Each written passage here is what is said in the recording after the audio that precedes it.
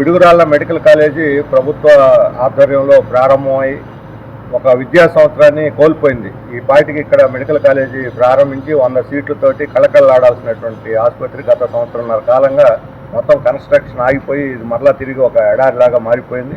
2024లో ఈ ఆసుపత్రి 330 పడకల ఆసుపత్రి దీన్ని కానీ ప్రారంభించుంటే 25-26 100 సీట్లతోటి ఈ మెడికల్ కాలేజీ స్టార్ట్ అయి ఉన్నది.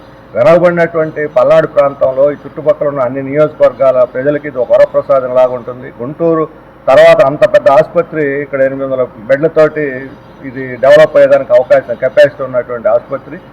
దీనికి అవసరమైన ఫ్యాకల్టీ యంత్రాలు కేటాయించుంటే ఈ పాటికి ఆసుపత్రి ఇక్కడ కలకళలాడుతూ ఉండేది. ఇప్పటికైనా సరే ప్రభుత్వం వెంటనే తక్షణం ఈ పూర్తి చేసి ఇవి చాలా నెమ్మదిగా నడుస్తూ ఉంది వర్క్. గతంలో 500 మంది వర్కర్స్తో చాలా వేగంగా ప్రారంభమైన పని ఇప్పుడు 100-150 మంది కొడలేరు. కొద్దిగా ఇటుక పేర్చుకుంటూ నిదానంగా చేస్తున్నారు. ప్రభుత్వం దీనికి అత్యవసర ప్రాధాన్యతనిచ్చి అవసరమైన నిధులు కేటాయించి ఆసుపత్రి ప్రారంభిస్తే 330 పడకల ఆసుపత్రి దానికి అవసరమైన డాక్టర్లని యంత్ర మెషినరీని ఇచ్చేస్తే ఈ ప్రాంత చుట్టుపక్కల ప్రజలందరికీ కూడా ఆసుపత్రి అందుబాటులో ఉంటుంది. ఆసుపత్రి ప్రారంభమైన వెంటనే మెడికల్ కాలేజీ కూడా స్టార్ట్ అవుతుంది. ఇప్పుడు ఒక సంవత్సరం మనం 100 సీట్లు కోల్పోయామంటే ఎంత లాసో తెలుసు. కేవలం ప్రభుత్వం యొక్క నిర్లక్ష్యం వల్లనే ఈ 100 సీట్లు కోల్పోయాము. ఇప్పుడు ఒక రకమైన డోలాయమానంలో ఉంది. ఇటు పీపీపీ దీంట్లో లేదు, ఇటు గవర్నమెంట్ ప్రారంభించకుండా డోలాయమానంలో పడింది. ఖచ్చితంగా ఆ 10 మెడికల్ కాలేజీల ప్రైవేటీకరణకి రాష్ట్ర వ్యాప్తంగా ప్రజల నుంచి తీవ్రమైన వ్యతిరేకత వస్తున్నటువంటి స్థితిలో ప్రభుత్వ ఆధ్వర్యంలో ఉన్న ఈ కాలేజీని ప్రారంభించాలి.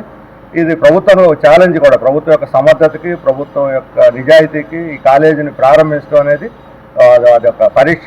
అందుకని దీన్ని ఛాలెంజ్గా తీసుకుని ప్రభుత్వం పూర్తి చేస్తుందా, నిర్లక్ష్యం చేసి వైఫల్యాన్ని మూట కట్టుకుందా రుజువు చేసుకోవాలని అవసరం రాష్ట్ర ప్రభుత్వం మీద ఉంది. అందుకని ఏమాత్రం జాప్యం చేయకుండా వెంటనే ఈ ఆసుపత్రిని కాలేజీని ప్రారంభించి మన రాష్ట్రానికి న్యాయంగా దక్కాల్సిన 100 సీట్లు ఈ మెడికల్ కాలేజీకి అని తీసుకొస్తే మన విద్యార్థులు ఈరోజు చాలా తక్కువ ఖర్చుతోటి వెనుకబడిన ప్రాంతంలో మెడికల్ చదవటానికి, వైద్య వృత్తి చదువు నేర్చుకోవడానికి అవకాశం ఏర్పడుతుంది. దీన్ని ప్రాధాన్యతనిచ్చి పూర్తి చేయాలని చెప్పి మేము డిమాండ్ చేస్తున్నాం.